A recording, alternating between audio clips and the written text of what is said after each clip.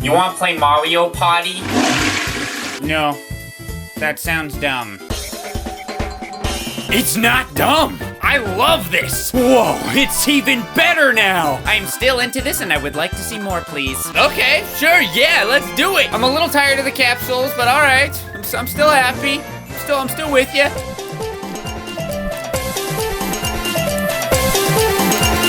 I don't like the car. Don't bring the car back. They brought it back. Are you serious? They actually brought it back. Why would you do this? Why would you do this to me personally? Why?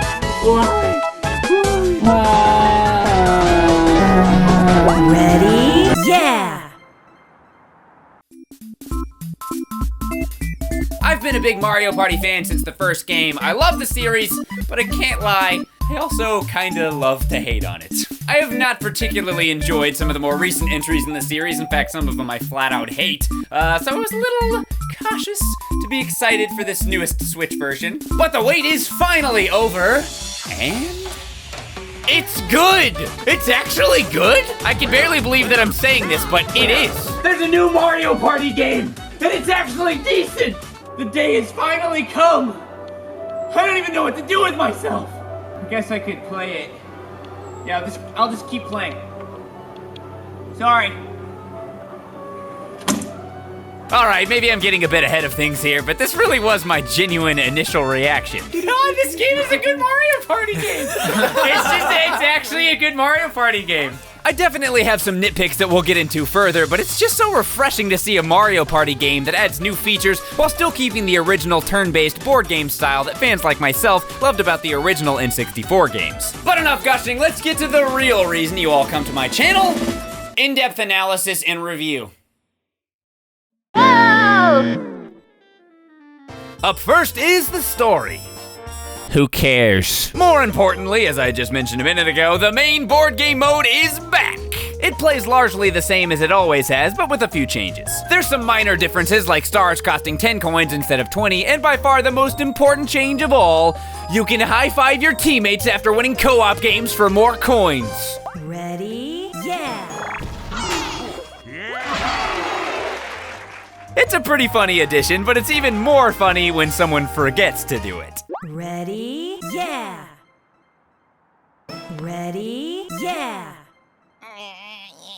But there's also some much bigger changes to the party mode, like each character having their own unique alternative dice that they can choose to use instead of the basic 1 through 6 die. This is by far my favorite change because it opens up some actual strategy mixed in with the randomness. Some characters can even roll a 0, and some that are effectively a 0, the plus and minus coin options. This marks the first time I can remember it being possible to not move at all. And even better, rolling a 0 doesn't simply forfeit your turn, it makes you land on the same space again, which can lead to some pretty crazy moments. Like this bit where we stacked 2 negative poison mushrooms onto Jared, moving him across the board and away from an all but guaranteed star.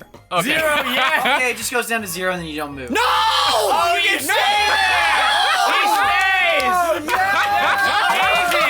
You can check out that PB and Jeff playthrough featuring Pro Jared and Did You Know Gaming after the video, or with the link below, by the way. I can even think of some situations where you might want to force yourself to roll a 0 if you want to hit the same space more than once to get items or hit a lucky space again or something like that. It's by far the most refreshing change to the game. It's not all luck now, it's only mostly luck. Similar to Star Rush on the 3DS, you can also get up to 3 allies that'll lend you their die by landing on an ally space or getting an ally phone item. And not only can you choose to roll their die instead of your own, they also roll an additional die, 1 per partner, that can add 1 to 2 spaces to your roll. That's a potential addition of 6 added to whatever die you roll, plus any kind of item you use. If the game goes on for a while and someone has 3 partners, they can travel a pretty insane amount of spaces and pick up stars fairly easily, and sometimes even get multiple stars in 1 turn. He's getting double star. In his turn? Are you serious? I said some good stuff about this game. I said some good stuff about it.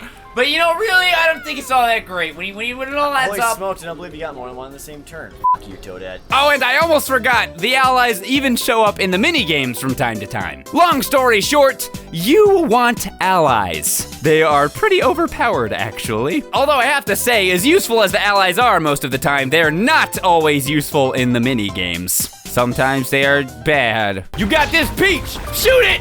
Shoot! What are you doing? Shoot it! You're wide. They were wide. They were wide open. Fine, I'll just do it myself. I'll just do it myself. You're all off the team. Everyone but me is off the team. You're all cut. I'm not gonna go over all the changes in detail, mostly because I don't want to spoil everything, but overall, I largely enjoyed them. One change I'd love to see in the future, though, would be the ability to customize your games. It'd be nice to adjust the cost of the stars, exclude certain items, and come up with your own ways to play, but, you know, it's Nintendo, so you can't. The main board games are usually what I care the most about in Mario Party games, but Super Mario Party has a bunch of other random stuff, so let's check some of it out. You've got Sound Stage, which is a fairly short series of rhythm games. By the way, screw the frickin' marching one. I can never get it right, and it gives me some serious Major Minor's Majestic March flashbacks, which if you're unfamiliar with that game, is a bad thing. There's Toad's Rec Room, aka the undocked modes, which are a pretty cool concept, especially since you can combine switches to create larger maps for some of the games, but the only one I really ended up having fun with in the end was the baseball one. Be ready for some foul balls, though. Man.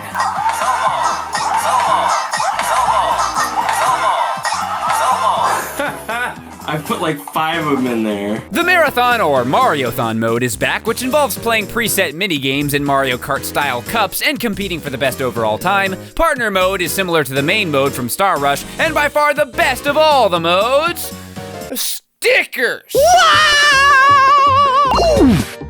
Stickers. I've got this one with Bowtie Penguin hanging with Daisy and Teeny Weegee, Bowser fighting some Koopas in a coliseum being cheered on by his adoring children, and my personal favorite, Goomba Stir Fry. You gotta cook them while they're still alive or they just don't taste as good. There's a few other modes and a lot of them are fun distractions, but I can't lie, I don't see myself going back to most of them. I can't help but wish they spent a little less time on that stuff and maybe added some more boards and mini games or something, but hey, they brought back the mode that I like, so I guess I can't complain too much, even though I'm gonna complain a little bit anyway. I don't often actively wish for DLC, as I'd prefer that a game be full of content on release, and don't get me wrong, there's a lot of fun to be had, but I do feel like some extra stuff could go a long way. That's really one of my only major complaints. Let's see some DLC for this, please. That's what I want to see. One of the biggest upsides to Super Mario Party is something I haven't really addressed at all yet, the mini-games. While I do wish there were some more, and they are occasionally a bit on the short side, there's certainly a lot of really good ones. And there's honestly not all that many I'd consider bad. Even the worst ones are at least sort of fun. Like Sort of Fun, for example. Yes, that is actually a name of one of the games, and it's not just a funny pun, it's also accurate. About a year ago, I did videos on my top 10 favorite and least favorite Mario Party mini-games. I figured I'd do something similar inside of this video, so it's like a little video stuffed inside another video. So you're basically getting 2 videos. That's how I'm gonna end that. Number 10, Trip Navigator. Run around or through the bananas to get to the end first. I can't lie, I think I might just like this game because I'm good at it. It's this game's version of Platform Peril for me. I feel like I have a solid chance to win it every time.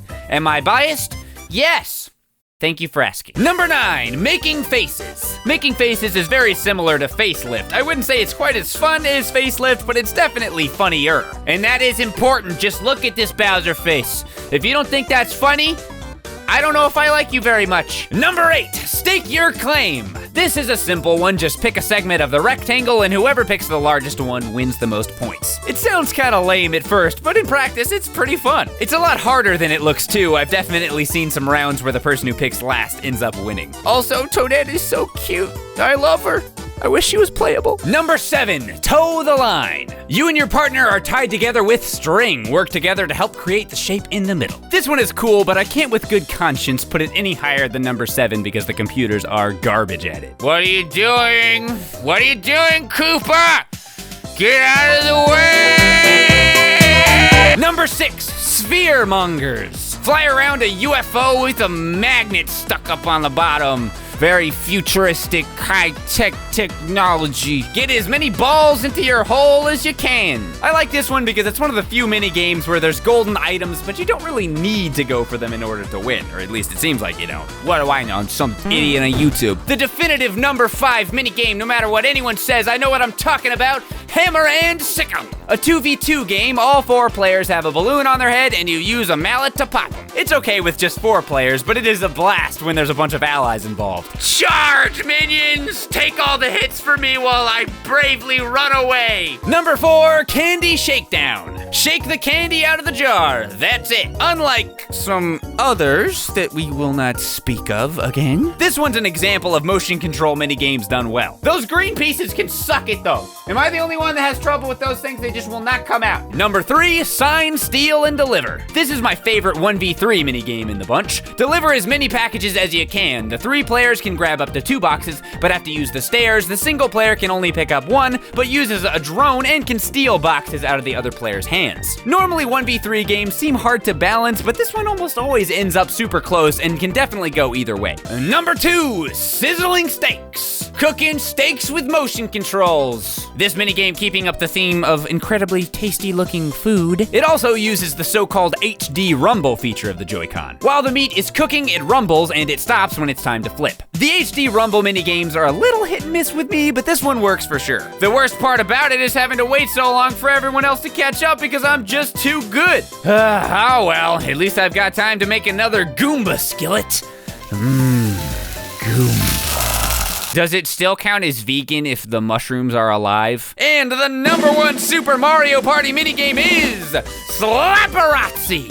Try to get in front of the camera using any means necessary. I don't normally condone violence, especially against princesses, but Peach started it. One time, to the jaw, your face is a cold type. So those are my thoughts on Super Mario Party. I really enjoyed it. It's definitely the best new Mario Party game to come out in a hot minute. I've had a lot of fun. We played some on the gameplay channel, so check it out if you want. I wouldn't say that it's my favorite Mario Party game. I still really like 2 and 3. Those are the games I played when I was a kid, so naturally I like them the most. But this one probably would end up in my top 5. I really enjoyed it. It's a good time. I almost can't believe I'm saying this, but there is finally a new Mario Party game. It's actually worth playing. And with that, I'd just like to deliver this message to Nintendo. Congratulations.